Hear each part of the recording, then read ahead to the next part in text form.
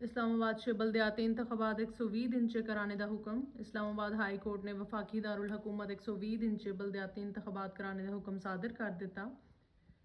तफसीलात के मुताबिक इस्लामाबाद हाई कोर्ट च वफाकी दारुल हुकूमत च बलदियाती इंतखाबात तो मुतल्लिक वफाक ते इलैक्शन कमीशन दी अपीलां ते समात हुई।